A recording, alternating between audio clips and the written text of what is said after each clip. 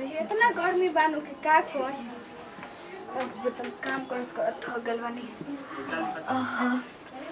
कहाँ बानी जी? ए हीरो का हो? अरे अब कहाँ बानी? अब तनी रुक जा। अरे जल्दी अब। परेशान का हो जाल आवत न मनी। अरे कहो तनी रुकिया कहाँ बानी ए हीरो साहेब? अरे आई ए बाबू। तो काम करी ना तो काम न करे देलु लागेलु बीच में छिला। अरे आई ना पतियो मिलल मर्दो मिलल तो पखे मिलल ओकरा से सब काम गोड़ दबल जवाब का अगर कुछ करे बटे झूठ काम हम करब जौन थे ससुर के सामने देखा दे कि काम करत तनी संस्कारी पतो बन के रह आई आवा तनी जी आ देखी ना हमर डार दुखाता। कहाँ बानी जी?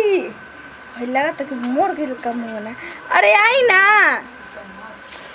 ओहो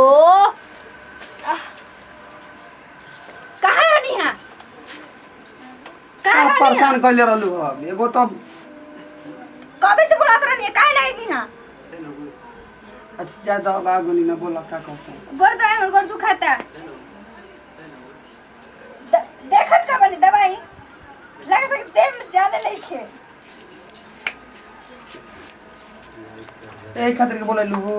अरे करी तनी दिन भर काम करत करत मैं काम करत करत थक जाता नहीं तनी दवा दी डरवा दुखाता दवाई ना गोड़वा में तो लगता कि ताकते नहीं खे। मैं काम हम ही करतनी टोटल काम करतनी। आई जी आई गोड़ दवा देता नहीं।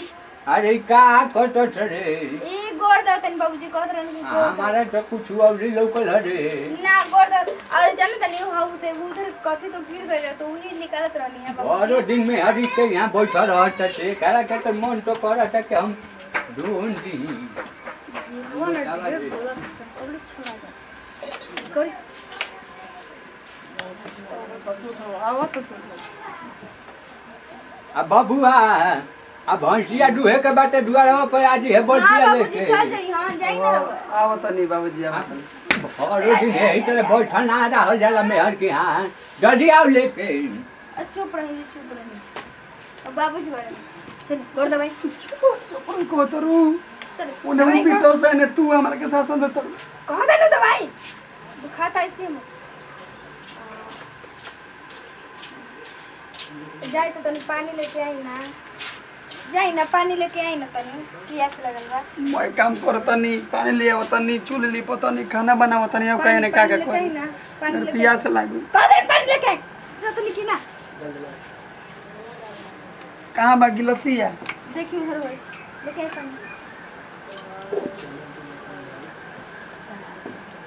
पानी ना दे ऐसे यह तड़ी हमर बाबूजी तो है दिल बड़न तो फूस के से पानी नहीं थी कितना देर से पानी लावतनी जी।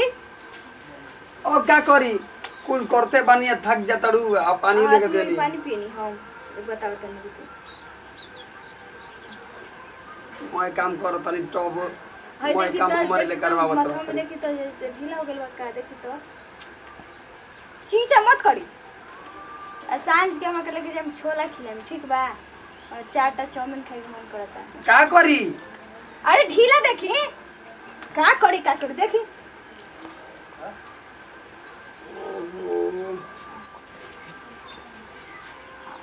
अरे ई का करता नहीं जी ढीला रख कह दन तो निकालता नहीं जान तड़ू तन जाता नहीं बाबूजी बोलल हन दूधवा दुहे खातिर गेल तो फिर अरे बाबूजी दिखा देना ना हम ना दे पानी देखलो नु मरलो हन ने तू हमरा के फिर ठीक हो जाए चल लेकिन जल्दी आए खाना बना के बटे जाता नहीं आवत नहीं तू बाबा की हां जा जाई जाई जल्दी जाई माथा पगला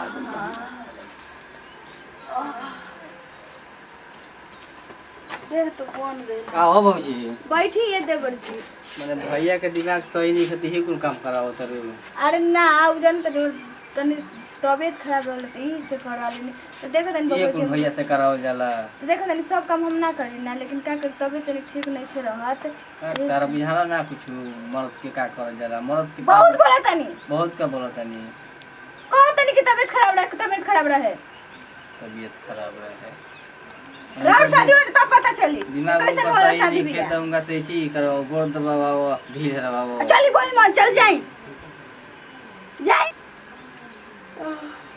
ए भौजी हां चलिए एक लोटा पानी ले आओ ना प्यास लागल बा हमरा से रो पानी मांगता नी मैं तार जूठ पानी पी हम तो पीले में त का होई का हो जी पानी ना लीबू ना हम पानी लाके दी हम मर्द से लिहिला पानी मांगिला उ पानी मत पिला मर्दे बुझे तरु अब तनी दिमाग सही नहीं के तो सब काम करवा देबू अब त आई नु राउर वाली तब देखता नी का हमारा लिए से ना करी लगता कि देखले बनी का देखले नहीं तो का देखते तनी बनी दिमाग भैया का ठीक नहीं है तो सब काम साड़ियों खिंचवा देबू फिचवे नु हम दहेज दे के किनले बनी दहेज देले बती एक काम करवाइबू हम गनो ना दहेज दे के किनले बनी तहरा के सजना हवे वाला हां हां सब काम करवा दे दहेज दे के बाबू किन दे बना तो सब काम करवा दे हम चल आइट के मत बोल आइट के का आइट के बोलते नी कह देन आइट के मत बोल आइट के हमरो बोले आवेला मैं दिमाग इसी तार पानी मांगते पानी निकल ले तर भैया से काम करावा तनी तो तोहरा के काहे लगता